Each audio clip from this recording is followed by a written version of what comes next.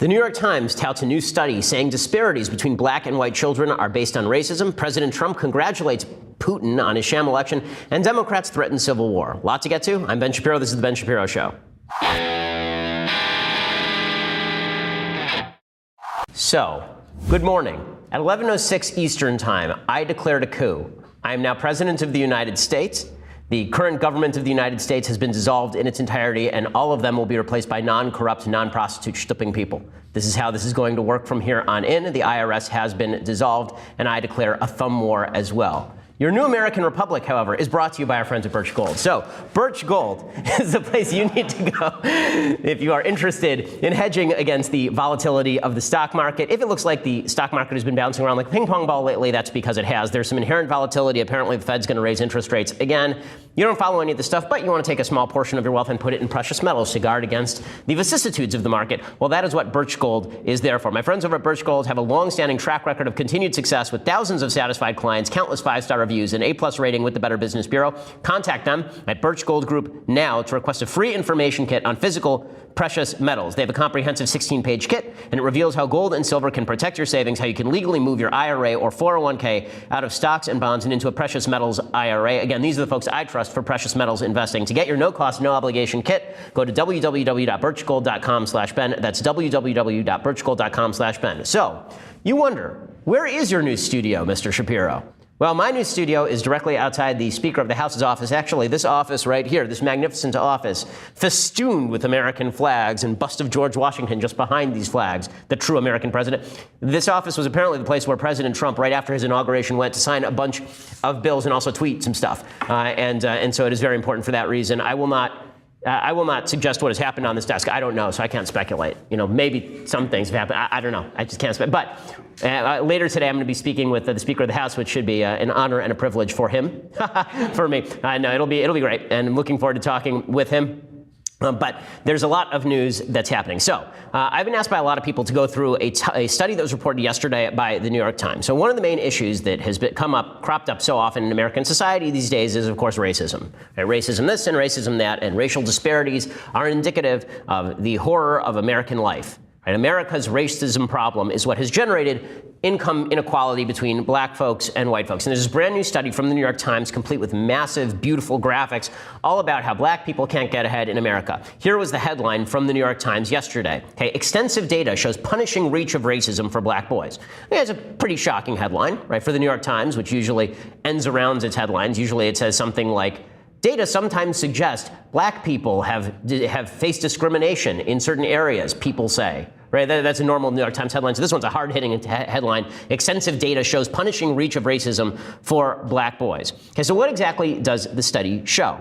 Okay, and this is a pretty important study, and I think it's important to deconstruct the study so that we know what we're talking about when we talk about whether racism is responsible for some of the imbalances we see in American life. Now, this is not to imply that racism hasn't been a historic part of America. Of course it has. This is not to imply that there is not racism today. Of course there is. What this is to suggest is that this study, which is being really touted as the final data on racism in America, demonstrating that only racism is responsible for the difference in income outcome between black folks and white folks, that's not what the study says. So, according to the New York Times, young black men lag behind young white men, not because of behavioral differences, not because young black men commit more crimes than young white men on average, or because they have a lower educational background, or because they have single dads, but because of widespread American racism. Here is what the Times reports. Black boys raised in America, even in the wealthiest families and living in some of the most well-to-do neighborhoods, still earn less in adulthood than white boys with similar backgrounds, according to a sweeping new study that traced the lives of millions of children. White boys who grow up rich are likely to remain that way.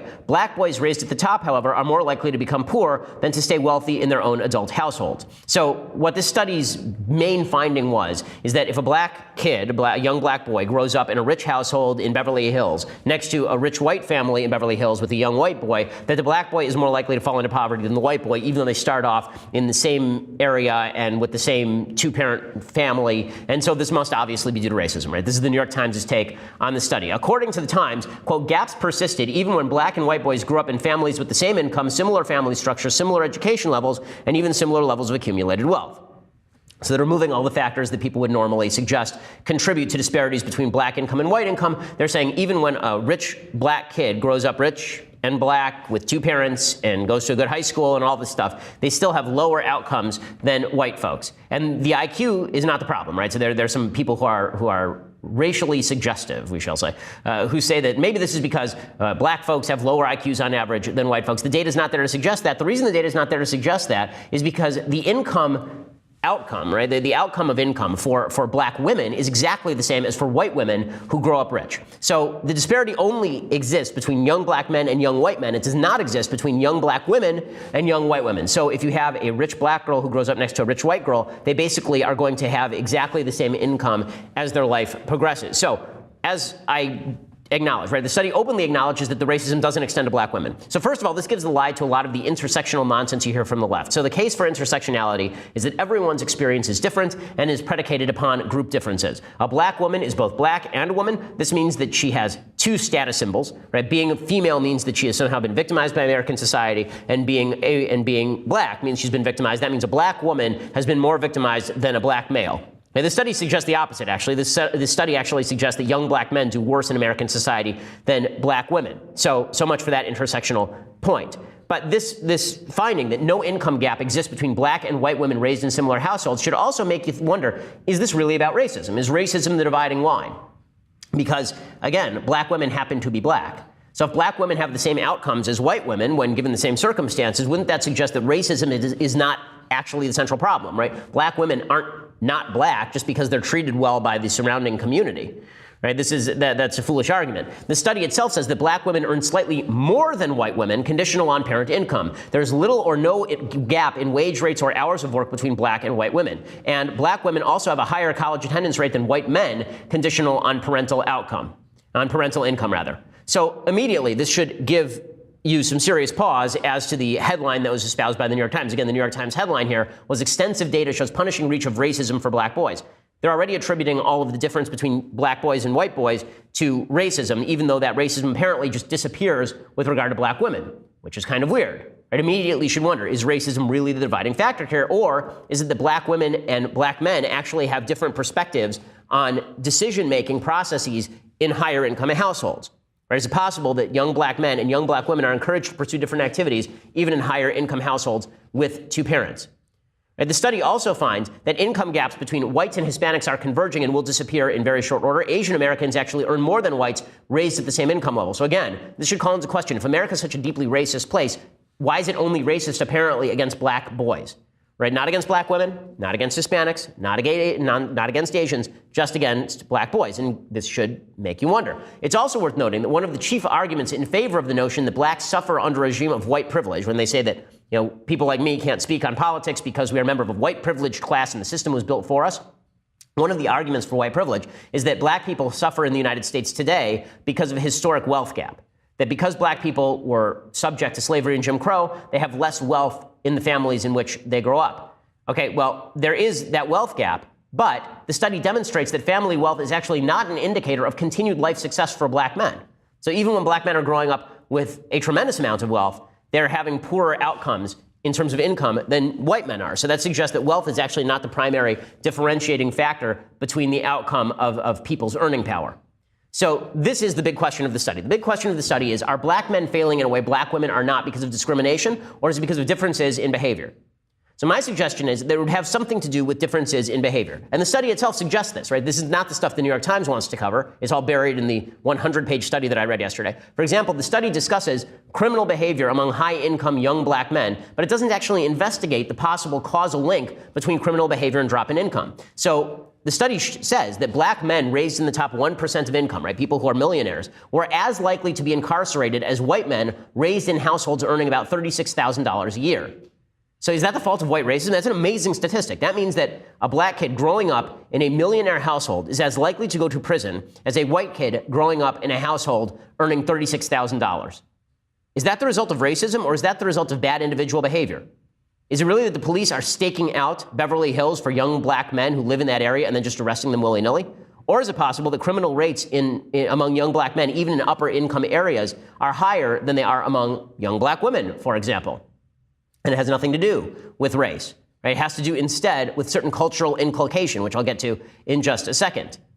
In fact, the study itself recognizes that incarceration is not the result of surrounding racism, that those incarceration rates that are elevated for young black men in rich areas are not actually the result of surrounding racism. They say that the relationship between racism in a given area and incarceration rates, quote, is not statistically significant, meaning that young black men are not being arrested just because the cops are a bunch of racists in Beverly Hills. As a sidebar, and this is an important point, high black crime rates do have horrible externalities for innocent young black men. I want to talk about this in a little bit because here's the area where racism really sort of does play a role, because I don't think that racism is a completely irrelevant factor, but I don't think it's quite racism either. I think that it's a form of discrimination that Thomas Sowell talks about, and I'll talk about that in just a second. Other differences between young black men and young black women is that the study indicates that the impact of neighborhood on young black men matters. Young black men do best in neighborhoods with low levels of racism. The study actually, its measurements of racism are really suspect. They use the implicit assessment test, the implicit bias assessment test, which is not a good test, and high levels of fatherhood in the community at large. So young black boys do better when there are dads in the community. What's interesting is that the study suggests it's not even having black men in the home. It's not even about having a father in the home. It's about, are there high levels of black men in the community who can play the father figure role?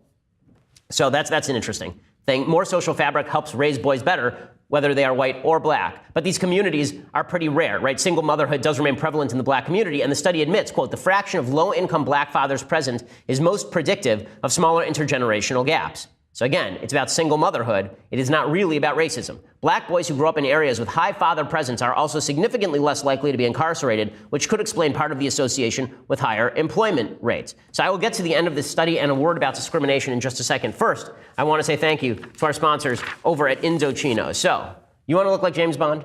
You want to look like The Thing? Then all you need to do is go over to Indochino, because the fact is you could go buy a suit off the rack and it won't look that great on you unless you happen to be a specified size, or you can have a suit made to order just for you by the folks over at Indochino. They're the world's largest made-to-measure menswear company that makes suits and shirts.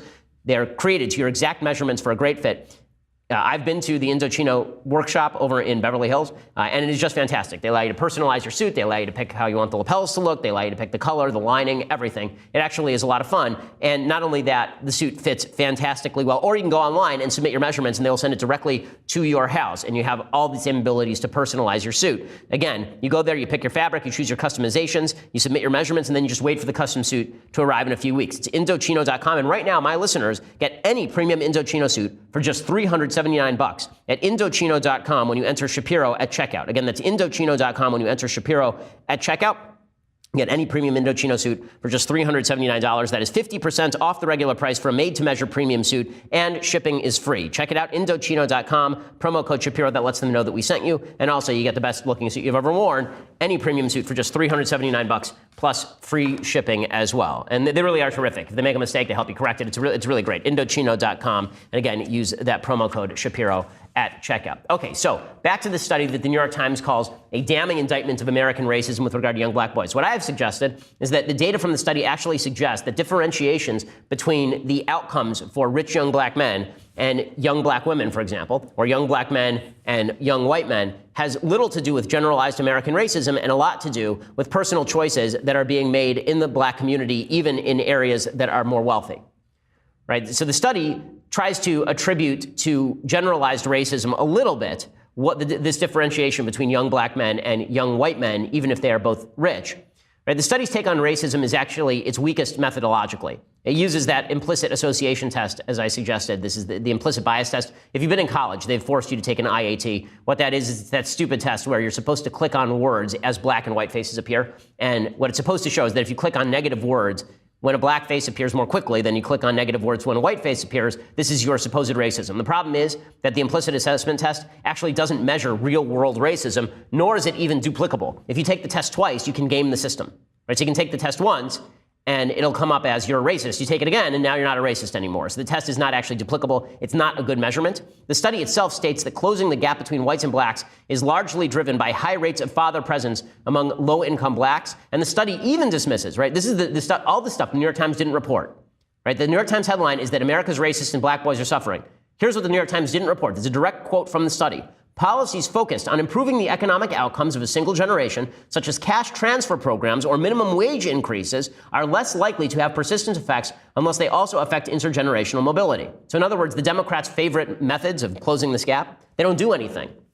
Not only that, forced integration in schools and housing won't do anything either. They would, quote, also likely leave much of the gap in place, since the gap persists even among low-income children raised on the same block. So all of the left's favorite policy prescriptions that would rise from that shocking headline from the New York Times, the study itself rejects. So what exactly is the difference? Between why young black men who are growing up rich with two-parent families and young white men growing up the same way have different outcomes? What would explain that? Well, one theory that was put forward by black anthropologist John Ogbu since the 1980s theorized that black children are often penalized socially for acting white. Okay, those aren't my words. Those are the words of Barack Obama. Here's what Barack Obama said in 2004, quote, "Children can't achieve unless we raise their expectations and turn off the television sets and eradicate the slander that says a black youth of the book is acting white." And in fact, repeated studies have shown that even in high-income areas, black students spend less time on studying than white students, particularly black males. Barack Obama reiterated this in 2014. He said, "There's an element of truth in the accusation that too many black parents denigrate education, where, okay, if boys are reading too much, then, well, why are you doing that? Or why are you speaking so properly?"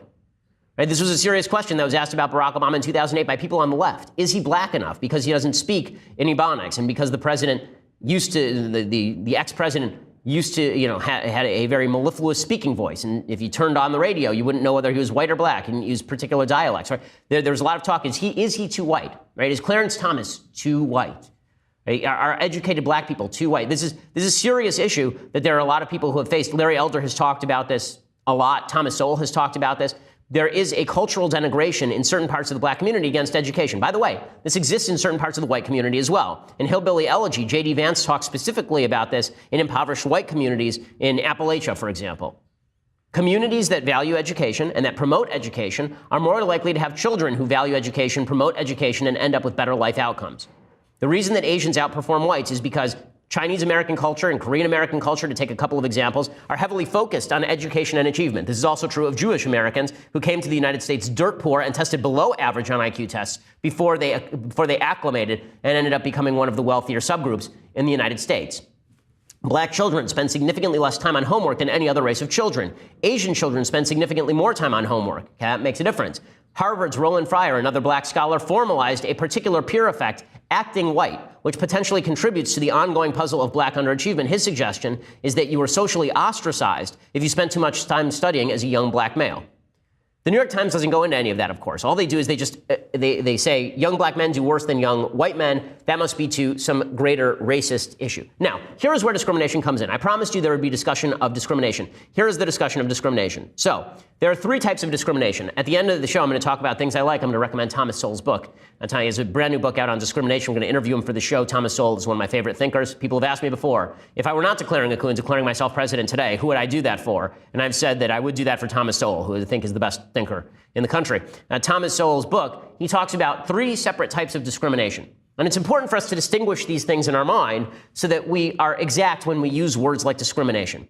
Okay, so there are three types. Discrimination type number one is the type of discrimination you use every day. No, you're not a racist. You discriminate between behavioral choices, right? You decide who is going to be your friend and who is not based on whether somebody will drive you to the airport. You decide whether or not you want to date someone based on whether they are nice to you. You decide whether you want to hire someone based on whether you think they are likely to steal the silverware, right? You make all of these decisions based on individual data and individual behavior.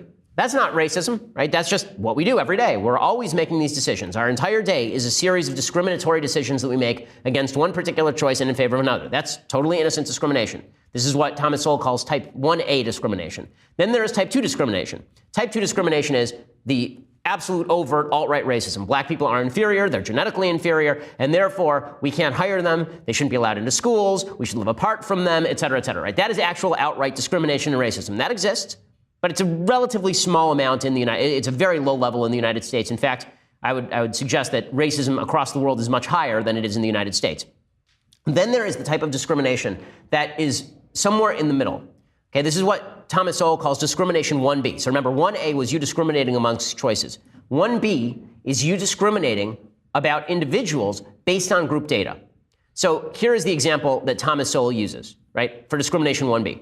If 40%, this is from his new book, Discrimination and Diversity, is it called? I'll check. And Disparities, thank you. It's Discrimination and Disparities. So here is the example. If 40% of people in Group X are alcoholics, and 1% of people in Group Y are alcoholics, an employer may well prefer to hire only people from Group Y for work, where an alcoholic would not only be ineffective but dangerous. So you have a taxi company, and you're not allowed to do criminal background checks, so you're not allowed to know whether someone's ever had a DUI. All you know is that people in Group A, Group X, 40% of them drive drunk, and all you know is that in Group Y, the second group, only 1% of people do. That's all the information you have. Who do you choose to drive your taxi? And we make these sorts of decisions every day, right? Jesse Jackson once said about walking down the street at night, right? Jesse Jackson said, if I'm walking down the street at night and I see a young black man coming at me in a hoodie, I cross the street. Was that Jesse Jackson being racist? Or is that him using group data in order to make a decision about what to do here and now based on a risk assessment? Right? What it really is this discrimination 1B. Now, it makes us all a little bit queasy, right? It makes us a little bit uncomfortable because what we would prefer is that we all see each other as individuals, that we have all the information available. But there are certain legislative efforts in place that actually prevent this. So, for example, President Obama said that he wanted federal employees to never be able to be tested for criminal background checks. He wanted federal contractors not to be able to test for criminality in background checks of employees because he said too many young black men have gone to prison and then they won't be able to get a job afterward. Well, the actual effect of that policy is to lower black employment, according to a study in 2001. Because what do employers do when they're told that they can't do criminal background checks? Instead of screening out people who are actually criminals or who've had a criminal record, instead of doing that, what they do is they screen out entire populations. They say, okay, the criminal rate in the black community is much higher than the criminal rate in the white community, and this is particularly true among young black males, so I just won't hire young black males because I can't check whether the person's a criminal or not. I can only use the data at hand. Is that racism, or is that just the use of group data without any further investiture of time?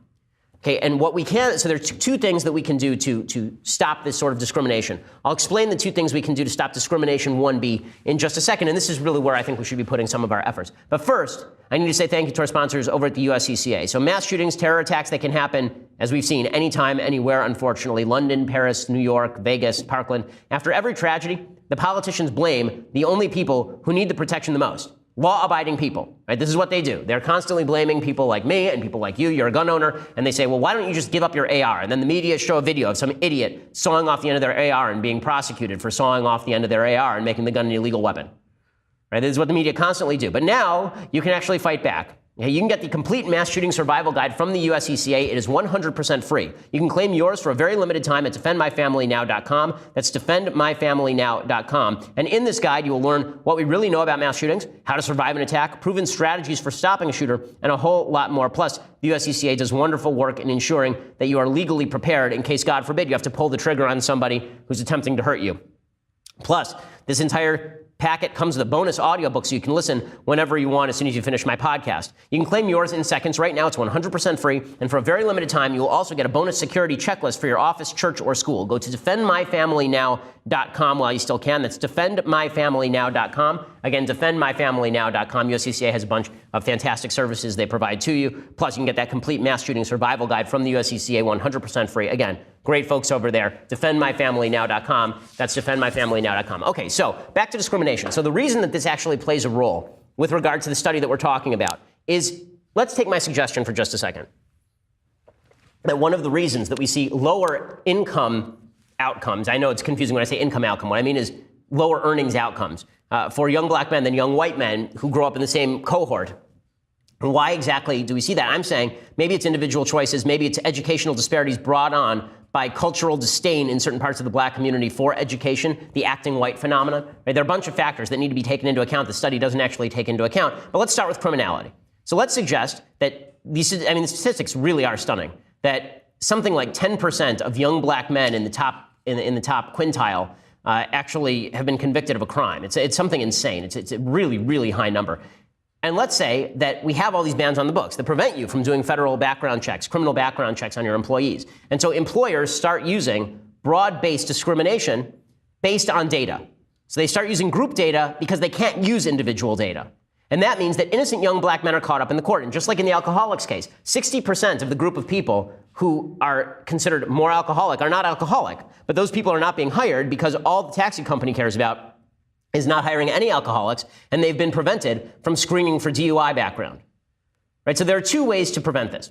One is to take away the government disincentive to actually do the research. So get rid of regulations on the books that don't allow you to do criminal background checks, right? Get rid of the regulations on the books that prevent people in housing from doing criminal background checks. And there's been a serious issue. There have been a lot of local areas that refuse to allow people who own apartment buildings, for example, to do criminal background checks of their potential clients, of potential residents at their house. Well, if I'm renting out my garage, I want to know whether the guy's a criminal or not. And if I'm not allowed to check whether the guy's a criminal, I'm just going to rent. I'm going to rent to the Amish guy down the road because the criminal rate in the Amish community is really low.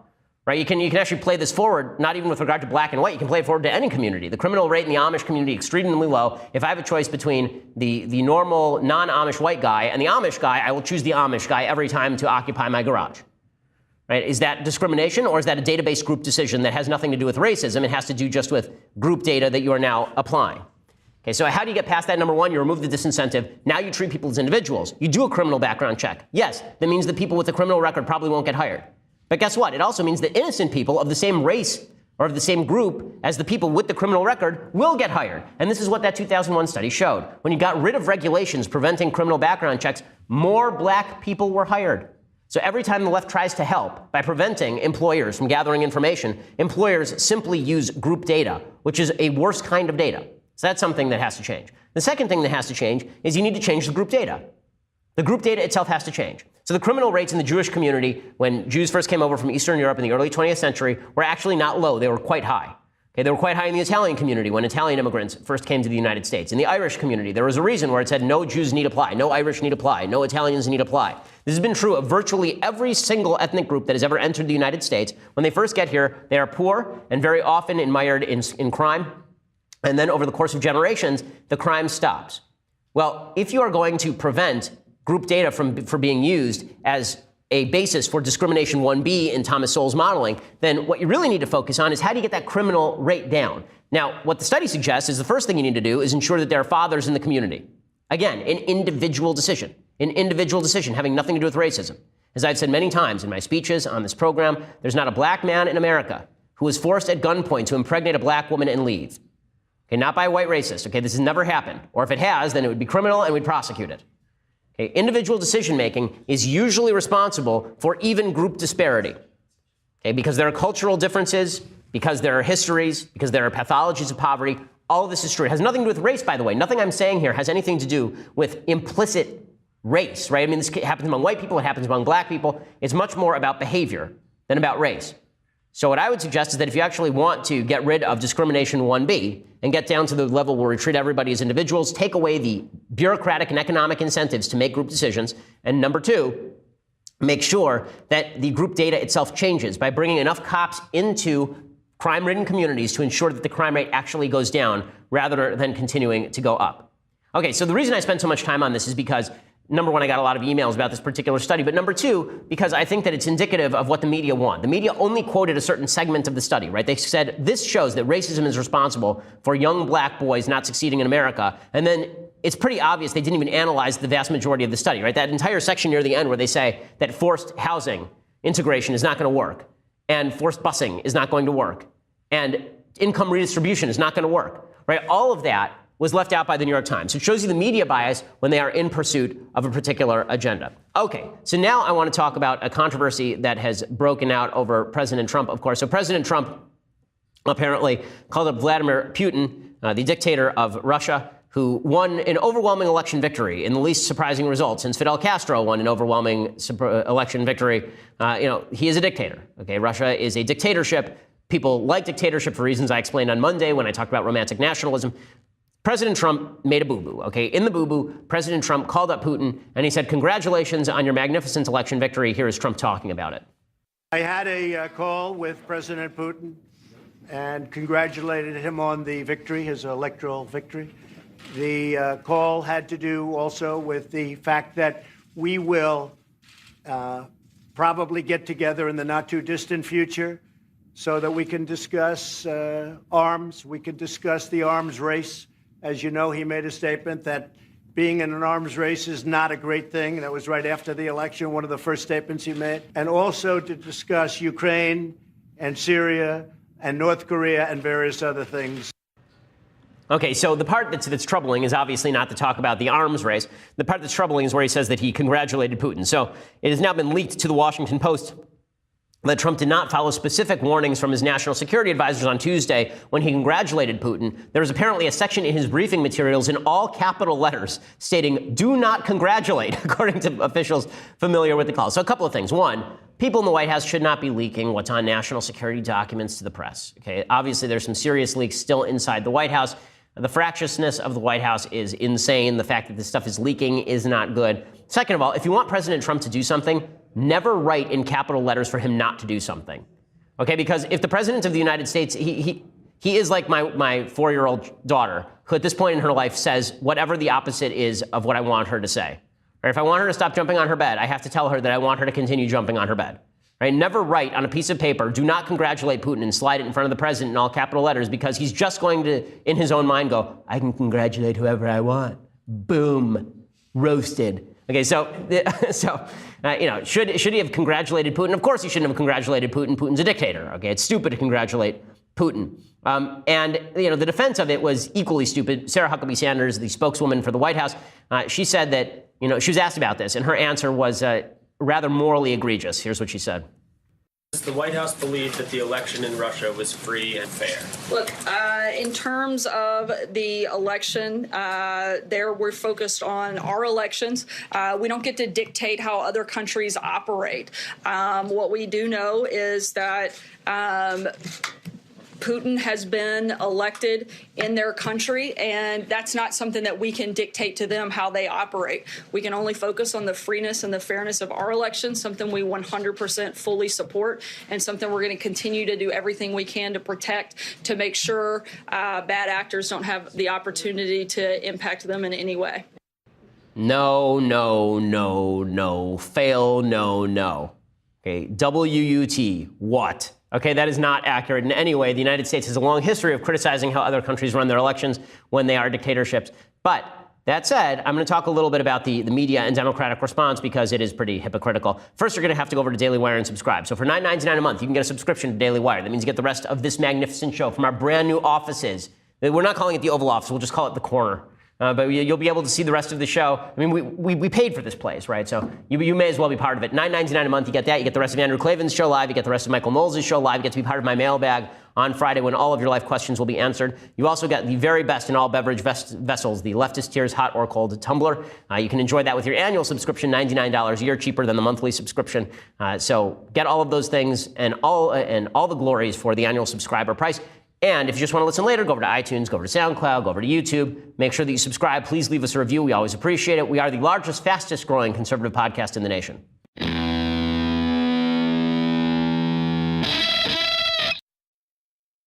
Okay, so is this a smart thing for Sarah Huckabee Sanders to say? No, this is a very dumb thing for Sarah Huckabee Sanders to say. The president should not have congratulated Putin. Obviously, the president has an unfortunate habit of congratulating dictators on their election after Erdogan, who's the dictator of Turkey, won his election. And I'm putting "won" in scare quotes. Then Trump congratulated him. He shouldn't have done that. It's really dumb. But to pretend this is unique is also to be historically ignorant. President Obama congratulated Nicolas Maduro in 2012. I believe, on his re-election. It was either Hugo Chavez specifically or Nicolas Maduro. I can't remember if Chavez was dead at that point. But he congratulated the leadership in Venezuela for its re-election. Venezuela is a communist dictatorship where people are eating dogs. Okay, you don't congratulate bad people. Now, this is where I don't like the whataboutism. It was bad when Obama did it, and it's bad when Trump does it. You shouldn't congratulate dictators on rigging elections for their own benefit. It's just not a good thing to do. And I'm constantly surprised by people on my own side of the aisle who had a different standard for Obama than they have for Trump. Well, now it's just Trump politicking and all the rest. Well, so what? So what? There's been a big debate in American foreign policy that I think is not really an honest one. And that is, should morality play a part in our foreign policy? There are people who declare themselves sort of foreign policy realists. This would be folks like Rand Paul, who say morality really shouldn't play a role in American foreign policy. But even that is morality. Right? That is morality. That's a moral statement. Why should America not play a role in other countries? Well, there are a couple of reasons that are suggested. One is it's none of our business what other countries do. We can't impose ourselves on them. The other is that it costs us too much money and too much time and too much treasure. These arguments are not mutually exclusive, but they also are not identical. Right? You can make the argument that morality should help dictate our foreign policy, but we shouldn't spend money in this particular place. I did that with regard to, for example, the Libyan intervention or the Syrian intervention, actually. I think you can make fair arguments on either side. But for those who say that morality should not dictate our foreign policy, of course morality does dictate our foreign policy, because the whole rationale for a strong America at home, even for us existing, is because we are a more moral system. Now, you may say what strengthens America is not to get entangled in foreign battles. Fine. But that's an argument of utility, not an argument of immorality. Right? You do have a moral stance. I assume that Rand Paul actually doesn't like the Russian dictatorship. I assume that's the case. So, I think that a lot of the talk about morality and foreign policy going out the window because Trump's a foreign policy realist is actually not true. I just think that that's a bit of a fib and a futzing over on the part of the Trump administration. Now, meanwhile, there's a big article over at the Washington Post, again, targeting Cambridge Analytica and talking about how Cambridge Analytica is the root of all evil. We've been following this story all week because I think this whole thing is a front. I think it's very rare that I air a quasi-conspiracy theory. I don't think it's a conspiracy theory because I think that all of it has been basically said. I think that Zuckerberg has not been unclear over at Facebook about what his agenda is. Okay, what's happening here is pretty obvious. Cambridge Analytica data mined. Okay, there's not an accusation yet they actually did it illegally. Right? The FTC is apparently investigating. If they did something illegal, they'll be prosecuted, and then we can have a scandal. Great. But until now, there's been no allegation of actual illegal activity. There's been allegations that they gathered an enormous amount of Facebook data and then cross-tabulated people's personal preferences with their politics, which is like, okay, whatever. We all do that. Data mining has been in existence in the United States forever. This is true of every business in the United States. Every business that markets online is putting cookies on your computer to determine what kind of products you want to see so that they can show you those products and you will buy them. Nothing untoward happened here. The reason that people on the left are focusing in on Cambridge Analytica and Facebook is because they're trying to browbeat Facebook into shutting down dissemination of conservative information. That is the entire purpose here. The reason that Facebook has moved, as I discussed at length yesterday, ad nauseum yesterday, the reason that Facebook has moved against conservatives is because Zuckerberg is on the left and because the left has pressured Facebook and Google and YouTube and Twitter and said that you guys are responsible for Trump's election. You need to somehow rejigger your algorithms to prevent those nefarious right-wingers from taking advantage of the situation. Well, the scandal of the day now, today's scandal, is not that they did anything illegal, but instead that they did research on what presumed Trump voters would like. So according to Christopher Wiley, who's the pink-haired dude who was the informant to the UK Guardian about Cambridge Analytica, Wiley said that both Steve Bannon, who's a stockholder in Cambridge Analytica, and Rebecca Mercer, whose father, Robert Mercer, financed the company, participated in conference calls in 2014 in which plans to collect Facebook data were discussed, although Wiley acknowledged it was not clear they knew the details of how the collection took place. Bannon approved the data collection scheme we were proposing, said Wiley. The data and analyses that Cambridge Analytica generated in this time provided discoveries that would later form the emotionally charged core of Trump's presidential platform, said Wiley. So he said Trump wasn't in our consciousness at that moment. This was well before he became a thing. He wasn't a client or anything. The year before Trump announced his presidential bid, the data firm had already found a high level of alienation among young white Americans with a conservative bent. In focus groups arranged to test messages for the 2014 midterms, these voters responded, this is according to the Washington Post, these voters responded to calls for building a new wall to block the entry of illegal immigrants, to reforms intending to drain the swamp of Washington's entrenched political community, and to thinly veiled forms of racism toward African Americans called race realism. He recounted. Okay, so the first few messages here are utterly anodyne, right? A lot of people want to build the wall. That's not racist. A lot of people want to drain the swamp. Washington is a swamp, even though it's snowing here today. But it's the last thing here that I think that the media are jumping on, and that is thinly veiled forms of racism toward African Americans called race realism.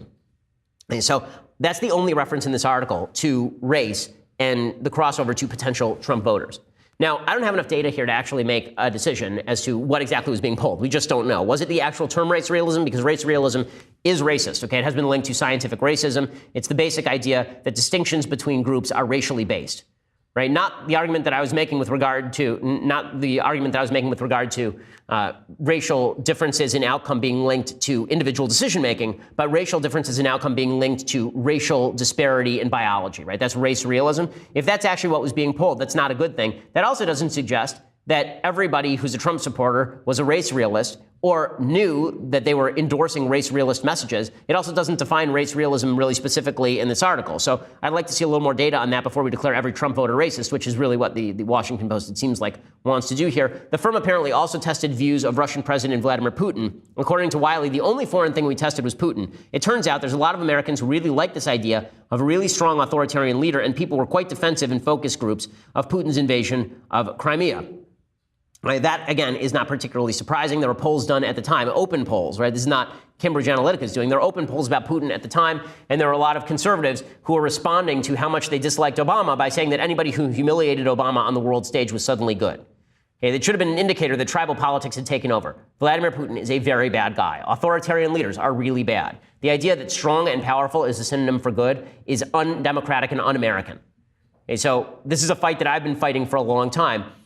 Again, I think there were tribal tendencies in the last election cycle. I think those tribal tendencies certainly existed on the right. I talked at length about the alt-right in the last election cycle. I talked at length about my fears that there was a perversion of conservative ideas going on toward certain authoritarian endorsements and also toward a certain level of identity politics based on white solidarity that I really don't like and I think is, again, un-American and anti-constitutional.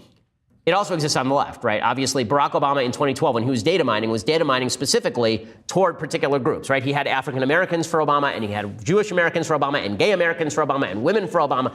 So identity politics on the right does exist. It's a problem. I think it's a serious problem. It's something I've been railing against for well on 2 years here. It's not a shock to me to find that by 2014, the identity politics of the left had bred a pretty strong identity politics on the right. It's something that we all have to fight together. Right, that's something that we all have to fight together, and I hope that if we do fight all of that together, that we will end with a more individually oriented American politics. I think that will be a better outcome here. But as for the Cambridge Analytica scandal in general, I'm not seeing it. I don't see anything really nefarious here. And so Democrats, of course, are going out on limbs and just claiming that something nefarious is going on without really any evidence at this point. Jackie Speier, who's a Democratic representative from California, actually speculated that Cambridge Analytica was in bed with, you guessed it, the Russians. Well, I think we really need to find out whether or not in their conversations with Lukoil, which is a Russian oil company, whether or not that was really a pretense to use what is called Russian cutouts. And they were, in fact, informing Russia and maybe even working with Russia and the Trump campaign. It all comes back to why all these relationships with Russia. Okay, and again, that's really vague, and Speier has no actual allegations to make, but she hopes that if she says Russia, Russia, Russia over again, then everything looks illegitimate. Now, back to the identity politics point, and one of the great fears that I had when President Trump was elected, I had three fears when President Trump was elected. Fear number one was that President Trump would be so toxic that he'd sink the Republican agenda even if he were president. That fear is still on the table. Fear number two that I had about President Trump is that he wouldn't govern as a conservative. So far, that fear has not been realized. The president has governed relatively conservative. And fear number three is that the president would actually become a thought leader for the Republican Party. I don't think that has happened. I don't think that people see President Trump as a thought leader for conservatism. I think the left likes to portray him that way. But I don't think that the vast bulk of conservatives are sitting around wondering what Donald Trump thinks about Russell Kirk. I don't think that that's a thing. And it looks to me like Republicans in Congress are doing a fairly decent job of checking President Trump's worst impulses. So, for example, Senate Majority Leader Mitch McConnell, he's been open and obvious about the fact that he doesn't want Trump to fire Robert Mueller, the special investigator. So for all of Trump's fulminations over Robert Mueller, there's no evidence that anything's going to happen here. Here's what McConnell had to say yesterday.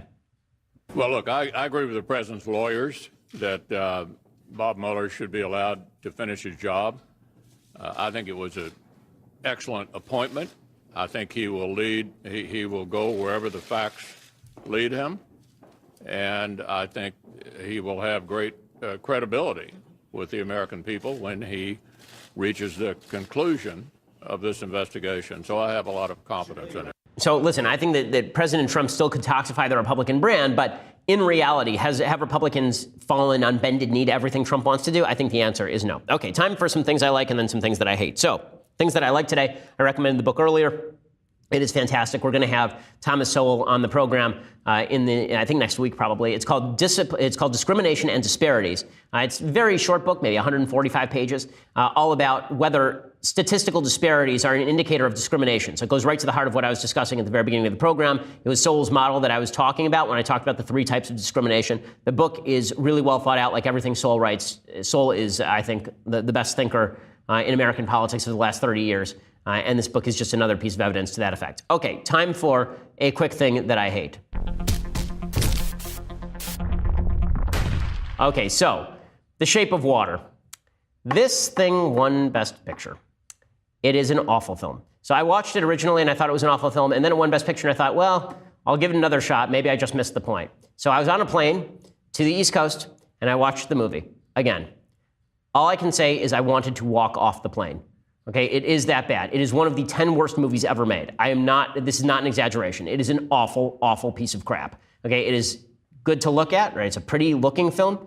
It is, in fact, about a woman who has sex with a fish, basically, which is real weird. And here is a little bit of the preview, and then I will discuss how the script is basically written by an SJW 10-year-old with a crayon. I mean, the script is just garbage, but here is what the preview looks like. She deaf? Mute, sir. She can hear you. You clean that lab, you get out.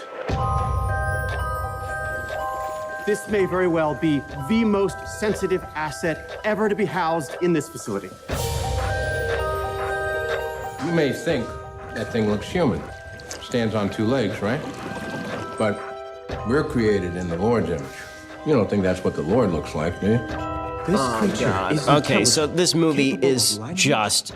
Okay, shut it off, stop it, make it stop. Okay, this movie is so awful in every possible way. So every single trope that you could possibly find is in this movie, right? There is so basically it's about a woman who is mute, who falls in love with a fish man from the Black Lagoon, and has to help him escape the clutches of an evil American general and his sidekick, right? A Bible-believing American sidekick who also happens to be a sexual harasser and abuser, as well as a racist and an anti-gay piece of crap, right? So basically, it's every possible trope that the left has ever said about Mike Pence, except they say it about Michael Shannon's character, and he's a villain who just, for no reason, wants to cut open this fish man, this magical fish man. He doesn't want to research him or have a conversation with him. He wants to cut him open for no reason other than America's a terrible place. And this guy, of course, is trained by the military, and the military is awful. It's legitimately every lefty. It's why it won Best Picture. It's every lefty trope. The fish man is helped to escape and have sexual pleasure with a human woman, which is, again, very odd. And all this is aided and abetted by the gay neighbor, right? The generous and wonderful gay neighbor who is rejected in his advances on a younger man. And the younger man, I love that they add this in the movie. The younger man is very nice to the gay man until the gay man makes advances, at which point he goes, whoa, buddy. And then right at that moment in the film, a black couple walks into his diner, and the young man acts racist to the black couple. So it's not enough just to say that the guy wasn't into the whole gay thing, right? He's straight. They also have to imply that the only person who would reject a gay man's advances is a racist, right? So it's pretty amazing. So there's the band of untouchables in this movie who help Fishman escape are a mute woman who apparently, we learn, spoiler alert, can breathe underwater, okay, and a gay man who's being rejected because he's gay, and a black woman who is put upon by her stupid husband. Right? She's a sassy black lady put upon by her stupid husband. That's not a cliche at all in the films. That's not cliched at all. And this group is also aided by an American scientist who happens to be a Russian spy, a Soviet spy. Right? That's how we know he's good, because he's a Soviet spy. It's so bad. Everything about this movie is bad. Every line of dialogue rings false. The way that Guillermo del Toro, who wrote the script, basically. Makes excuses for all of this is because he says that it's a metaphor. So this is the easy way out, right? The easy way out of the conundrum of writing bad movies is to say it's all metaphorical. Don't take it seriously. It's all surreal. Okay, if surreal writing just means you get to write stupid crap that makes no sense and then claim that it's a metaphor, then well done, Guillermo del Toro. The movie is supremely bad. Don't bother watching it. Instead, get a fish tank and don't have sex with the inmates. All right, so we'll be back here tomorrow with much, much more. A little bit later today, we're going to be interviewing the Speaker of the House from the office where I have declared my coup. And we will be showing that a little bit later this week. Looking forward to it. We will see you then. I'm Ben Shapiro. This is The Ben Shapiro Show. The Ben Shapiro Show is produced by Mathis Glover, executive producer Jeremy Boring, senior producer Jonathan Hay. Our technical producer is Austin Stevens, edited by Alex Zingaro. Audio is mixed by Mike Coromina. Hair and makeup is by Jesua Alvera. The Ben Shapiro Show is a Daily Wire Forward Publishing production. Copyright Forward Publishing 2018.